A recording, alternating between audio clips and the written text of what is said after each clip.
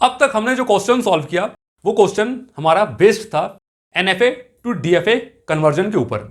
ठीक है, अब आपको जो यहां पर क्वेश्चन दिख रहे होंगे, ये क्वेश्चन पूछे हैं अलग अलग ईयर्स में, GATE 2001, GATE 2018 and GATE IT 2008 में। जो 1 मार्क यहां पर है, 1 मार्क यहां पर है एंड 1 मार्क यहां पर है। तो इस क्वेश्चन को आप देखिए पहले ध्यान से, इस क्वेश्चन में क्या कह रहा है। आपको कहीं ना कहीं कन्वर्जन पर बेस्ड चीज देखने को मिलेगा। और इस क्वेश्चन पर जाने से पहले मैं जब स्टार्ट किया था conversion from NFA to DFA, तो वहां पर मैंने आपको एक टर्म बताया था, जहां पर n नंबर ऑफ स्टेट्स मैं अगर एनएफए में लेता हूं और m नंबर ऑफ स्टेट्स में डीएफए में ले रहा हूं, तो वहां पर कॉन्सेप्ट क्या होगा, बेस्ट केस, वर्स्ट केस और एवरेज केस में। और वहां पर मैंने आपको बोला था कि 2008 एंड 2018 पर बेस्ड उसी पर से क्वेश्चन गेट एग्जाम में पूछे गए थे, तो वो वाले क्वेश्चन यही हैं। ठीक है, तो इस क्वेश्चन को सॉल्व करने से पहले आप पहले वो वाला वीडियो चेक कर लीजिए, उस वीडियो का लिंक डिस्क्रिप्शन में गिवन है। लेकिन अगर आप इस वीडियो पर नए आए हैं तो मैं आपको एक बार फिर से रिपीट कर दूंगा कि उसका कॉन्सेप्ट क्या होता है। उसके बाद ये क्वेश्चन जो आपको देखने में थोड़ा सा कठिन लग रहा होगा, वो 1 मिनट के अंदर सॉल्व हो जाएगा।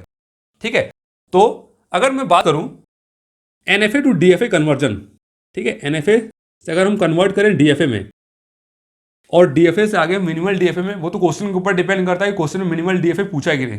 लेकिन अगर एनएफए टू डीएफए मतलब एनएफए से हम कन्वर्ट कर दें डीएफए में, तो क्या क्या चेंजेस देखने को मिलेंगे। तो यहां पर मैं एक एग्जांपल ले रहा हूं कि अगर हमारे एनएफए में n नंबर ऑफ स्टेट्स हैं, ठीक है, और डीएफए में हमारा m नंबर ऑफ स्टेट्स हैं, तो यहां पर जो कंडीशन होगी वो कंडीशन क्या हो सकती है, मतलब बेस्ट केस, वर्स्ट केस और एवरेज केस को अगर हम ध्यान दें तो कंडीशन क्या होनी चाहिए। ठीक है, और एक चीज हम जानते हैं कि जो हमारा डेल होता है, जो ट्रांजिशन फंक्शन होता है डीएफए में, वो क्या होता है, capital Q multiply by sigma that gives capital Q. लेकिन एनएफए की अगर हम बात करें तो वहां पर क्या हो जाएगा, 2 raise to the power q. ठीक है, लेकिन अगर मैं n नंबर ऑफ स्टेट्स, मतलब स्टेट्स हमारे n है, तो ये क्या हो जाएगा, 2 raise to the power n। ठीक है, और m नंबर में तो हम वहीं तक चलेंगे, मींस नंबर ऑफ स्टेट्स ही होगा हमारा आंसर।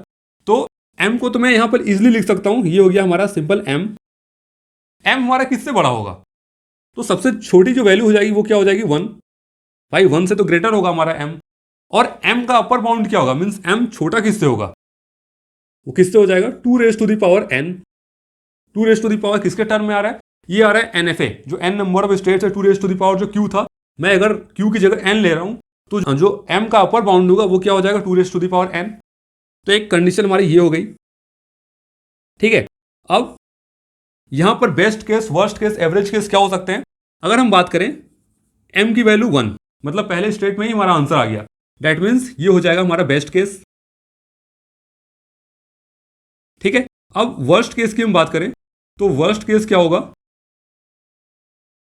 m की वैल्यू कितनी हो सकती है, 2 raise to the power n, means जितने नंबर ऑफ स्टेट्स हैं बिल्कुल लास्ट में हमारा जाके एक्सेप्ट हो रहा है, तो ये क्या हो जाएगा, फाइनल स्टेट बिल्कुल लास्ट में आ रहे हैं, तो स्टार्टिंग से हम पहुंच गए बिल्कुल लास्ट में, तो ये हो गया हमारा वर्स्ट केस। ठीक है, और अगर एवरेज केस कोई आपसे पूछ ले, ठीक है, एवरेज केस जनरली पूछा नहीं जाता है। अगर मैं एल्गोरिथम वाले सब्जेक्ट की बात करूं तो बहुत कम क्वेश्चन ऐसे देखने को मिलते हैं जो एवरेज केस पे बेस्ड हो। जनरली हम best case and worst case की ही बात करते हैं। तो अगर एवरेज केस कोई पूछ ले तो वो सिंपल क्या हो जाएगा, m is less than 2 raise to the power n and greater than 1, या बोल सकते हैं। तो ये 3 कंडीशन हो गया, एक हो गया बेस्ट केस का यहां पर आ गया, वर्स्ट केस का यहां पे आ गया कुछ ऐसा, और एवरेज केस का कुछ ऐसा आ गया। ओके, अब जो हमारा क्वेश्चन था, अब आप क्वेश्चन को ध्यान से देखिए और ये केस हमें ध्यान में देना है। यही चीज इसी वीडियो का लिंक डिस्क्रिप्शन में गिवन है, जिसको मैंने बोला था आप पहले चेक कर लीजिए, उसके बाद इस क्वेश्चन पे आई, ताकि ये क्वेश्चन सॉल्व करना थोड़ा सा इजी रहे। लेकिन अब हम इसको समझा दिए, क्योंकि आप, मैं ऐसा मान के चल रहा हूं अगर आप इस वीडियो पर नए आए हो तो इसलिए मैं इसको फिर से रिपीट किया। ठीक है, अब हम इस क्वेश्चन की बात कर रहे हैं। क्वेश्चन पूछा था गेट 2001 में। क्वेश्चन में क्या कह रहा है, given an arbitrary non deterministic finite automata NFA with n number of states, the maximum number of states in an equivalent minimised DFA is at least. ठीक है, DFA is at least means the maximum number of states in an equivalent minimised DFA. Maximum number of states कितने हो सकते हैं जो कि minimised DFA के at least equal हो, तो हम क्या बोल सकते हैं, यहां पर n स्टेट्स किसके लिए था, एनएफए के लिए, और m नंबर ऑफ स्टेट्स हम ऐसा मान लें कि DFA की बात कर रहे हैं, तो यहाँ पर क्या होगा, अगर आप DFA को m नंबर ऑफ स्टेट्स मान रहे हो तो वो क्या हो जाएगा, इक्विवेलेंट या एटलीस्ट ये हो जाएगा 2⁻n। यही चीज़ है जो आप इस केस से मैच कर सकते हो। तो यहाँ पर जो करेक्ट आंसर आएगा वो क्या आ जाएगा, 2⁻n। 1 मार्क में ये क्वेश्चन पूछा था। इस क्वेश्चन की हम बात करें गेट IT 2008 का, तो यहाँ पे क्या था, let n be an NFA with n number of states and let m be the minimized DFA with m states recognizing the same language which of the following is necessarily true. ठीक है, तो यहाँ पर इस option से अगर आप check करो तो ये देखिए 2⁻n। क्वेश्चन को आप ध्यान से देखिए, क्वेश्चन में क्या कर रहा है, m number of states DFA के लिए था, तो कौन सी कंडीशन यहाँ पर ट्रू होनी चाहिए, कंडीशन भाई यही वाला ट्रू होगा कि इससे छोटा होनी चाहिए DFA, क्योंकि जो अपर बाउंड था वो क्या था 2⁻n, इससे छोटी वैल्यू किसके लिए हो जाएगी, m के लिए, तो यही है m less than equal to 2⁻n। तो यहाँ पर जो करेक्ट आंसर हो जाएगा वो आ जाएगा A, बाकी ये सब क्या हो जाएंगे रॉन्ग। ठीक है, करेक्ट आ गया A, यहाँ पर ये भी रॉन्ग हो गए सारे, इसमें आ गया करेक्ट 2⁻n। ये क्वेश्चन में पूछा था हमारा 1 मार्क में। अब नेक्स्ट क्वेश्चन गेट 2018 में पूछा था, let n be an NFA with n states, let k be the number of states of a minimal DFA which is equivalent to n, which of the following is necessarily true. देखिए कहीं ना कहीं मिलता जुलता है इससे, ठीक है, लेकिन यहाँ पर जो वैल्यू है वो थोड़ी चेंज कर दी गई है, वहाँ पर कुछ और लिए थे वैल्यू, यहाँ पर k वाली वैल्यू लेके यूज किया गया है। तो यहाँ पर अगर आप ध्यान से देखो तो क्या हो जाएगा, k less than equal to 2⁻n, ये हो जाएगा हमारा करेक्ट। बाकी जो ऑप्शन है ये क्या हो जाएंगे गलत, क्योंकि हमारा कंडीशन मैच कहीं ना कहीं इसी से कर रहा है। अगर आप इसको देखिए greater than equal to 2⁻n, तो ये तो अपर बाउंड होगा, ये तो सबसे बड़ा होगा, इससे छोटा तो हो नहीं सकता, बराबर n तो हो नहीं सकता, n स्क्वायर हो नहीं सकता, 2⁻n जो होगा वो हो जाएगा हमारा करेक्ट आंसर।